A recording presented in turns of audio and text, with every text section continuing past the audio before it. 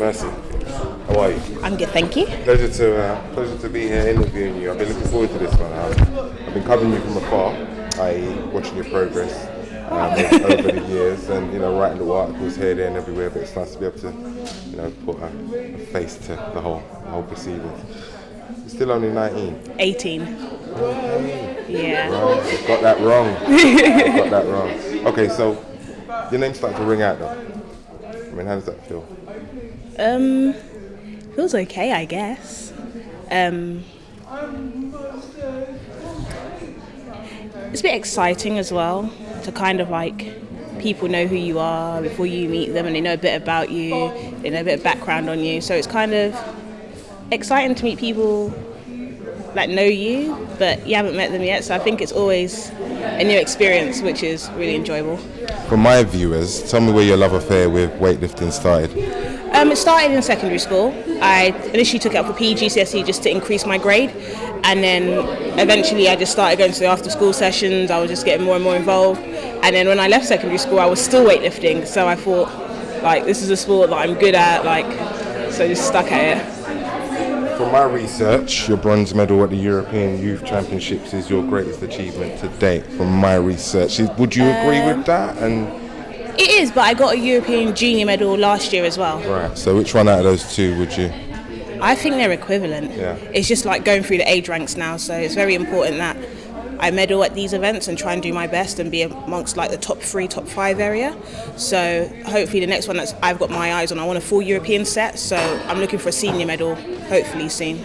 Competed at the Commonwealth Games last year, right? Yeah. Finishing fourth has got to be the most frustrating place to finish. What were the weeks and the days and weeks after that like? I cried because I knew going into that competition I was more capable of what I put out there.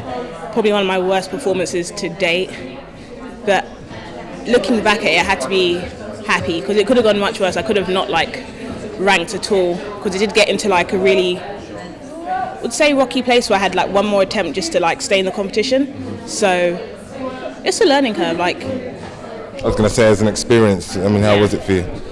Oh, it was different. I loved it, the energy, people supporting you, these people, some of them just come because they can easily get the tickets for this sport, and the way they support you is just amazing. I walked out then, the first thing I wanted to do is not be scared, because it's very easy to become intimidated by that sort of crowd. So I just wanted to embrace the audience's energy and do my best, but clearly embraced it but didn't do my best there. So one of those things. I don't meet too many weightlifters, female weightlifters in my personal life.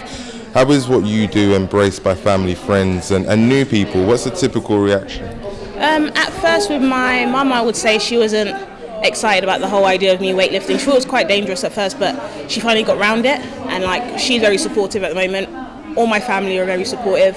Friends are supportive. Meeting new people, you don't know what to expect from them, but most of the people I've met now have had a really positive response, and oh, how much can you bench? And I don't actually bench, and stuff like that. So it's really good, and it's a really cool conversation starter.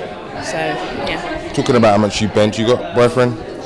No, you haven't at the moment? No. I was going to ask you, do you bench more than who benches more? 'Cause I'm sure that's a question that comes up. You want to compete in Tokyo? Is that correct? Rio.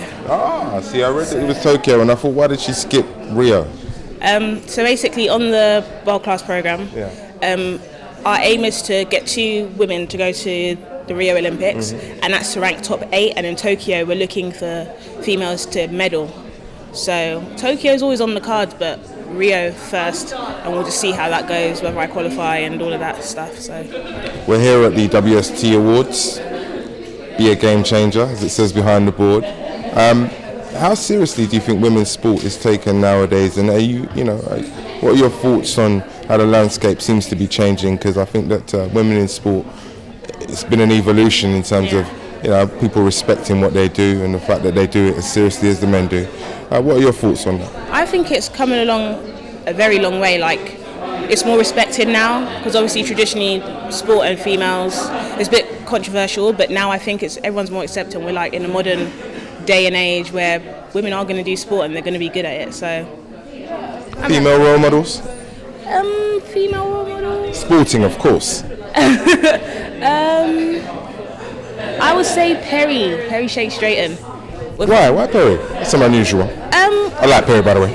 We're both from Tower Hamlets, and when I was progressing, it was always like she was the one that's the star of Tower Hamlets, and you just want to be as big as her. Like, she does really well. She's a great person. I've met her, speak to her. She's just an amazing person. So if I could get half of her achievements in my sporting career, I'd be really happy. So yeah. Thanks for your time, Mercy. I really appreciate that, and good luck, right? Thank you very much. Hard work, dedication. Hard work. Dedication. Hard work. Dedication. And that's what we stick to.